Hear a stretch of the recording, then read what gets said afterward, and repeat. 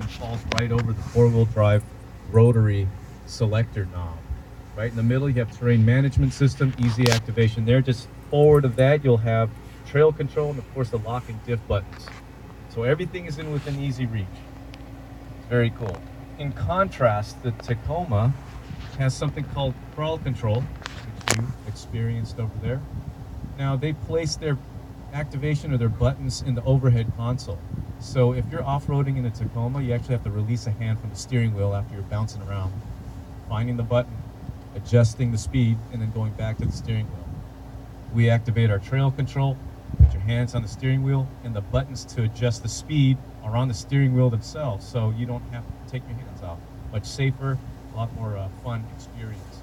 Now, if you look at Colorado, no trail control, no terrain management system, no user controlled electronic uh, locker, e-locker. So there you go. They don't need those buttons. That's why they don't have them.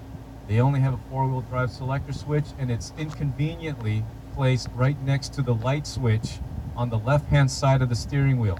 Now, whose great idea was that? It's the exact same shape, exact same size.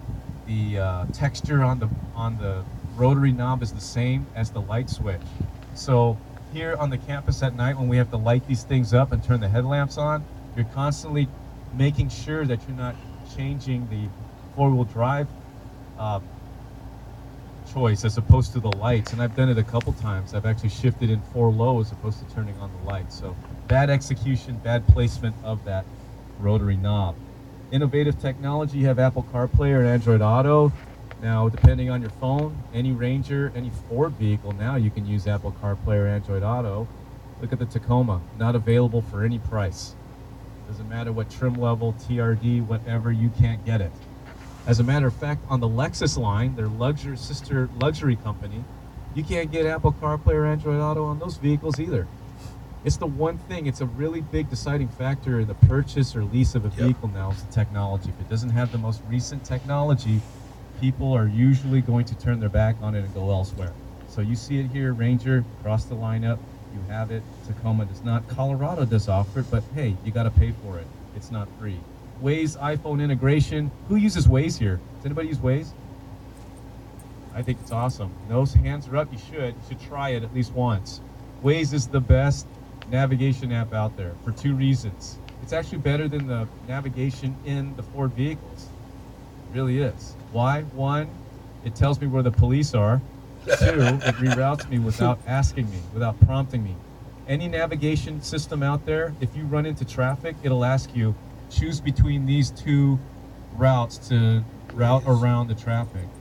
That's the navigation system's job, is to give you the fastest and quickest way to your destination. Don't ask me, just tell me. And that's what Waze does. It gives me the quickest route to my destination, and it tells me where the police are. I suggest you try it at least once so you understand what your customers are wanting. Tacoma, Colorado, can't get it. Just can't get it. Ford Pass Connect with Wi-Fi hotspot, again, standard feature. I did mention earlier, though, that coming soon for Apple Watch, there's a Ford Pass app. So for those people that use Apple Watch, you'll be able to stop your vehicle, lock and unlock just with your watch as opposed to your phone. Tacoma, no activation, of course. In Colorado, again, you have an app, but there's a cost involved with it.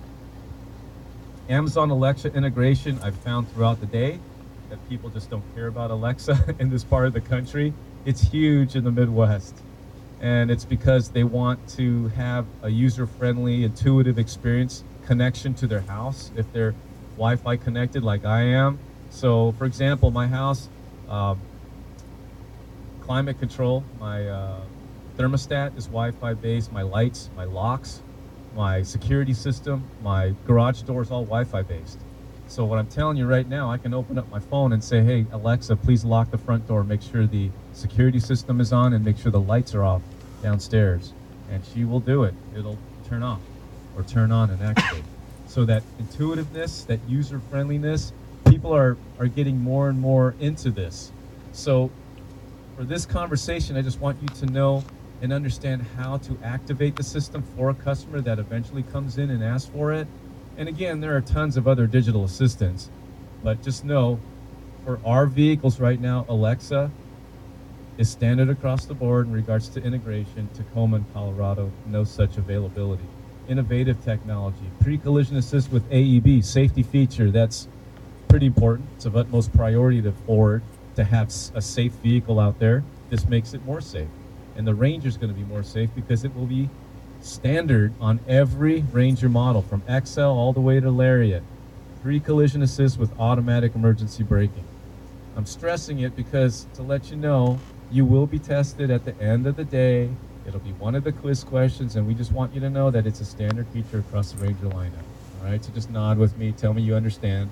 All right, and I'll stop bugging you. So pre-collision assist AEB available for Ranger, or no, standard on Ranger, available on Tacoma, not even close on Colorado. Forward and reverse sensing systems, we have both for Ranger, only reverse for Tacoma and Colorado. Lane keeping system, alert and aid in a truck now. Of course, mid-size, you've got lane keeping standard. Pretty cool. Pretty cool. Tacoma, Colorado, not even close. Bliss with cross-traffic alert and trailer coverage, not available on Tacoma, Colorado. Yes on Ranger. By the way, if you didn't know it, by 2021, it'll be government-mandated standard equipment on every vehicle sold in the United States. Bliss, or a type of Bliss, and rear view camera. Those two things will have to be put in every single vehicle being sold in the United States. We're getting ahead of the curve here. So you can see Tacoma and Colorado, they're going to be playing catch up to add these technologies. So nice to know that in 2018 we're good to go. Ranger, adaptive cruise control. Yes, Tacoma has a cruise control option that's adaptive. You have to go up into that higher trim level where you're paying more. And of course, Colorado, no such technology. Rear view camera with dynamic hitch assist. Again, I mentioned it earlier, it will be government mandated standard equipment, but we actually added dynamic hitch assist back in 2015 with the F-150 launch. So you know it makes it easier to get a trailer hitched onto your vehicle. It has that dynamic line in between the markers that denote the width of your vehicle. You just line it up. So you don't need a spotter. You don't need to continually get in and out of the truck to see if you're lined up. It just makes the situation a lot easier. You can do it by yourself. It's kind of cool. So again, rear view camera Bliss will be government mandated very soon. And that being said, that is the last screen. I'll stop flapping my gums. If I could have you exit the vehicles, come under the tent, answer some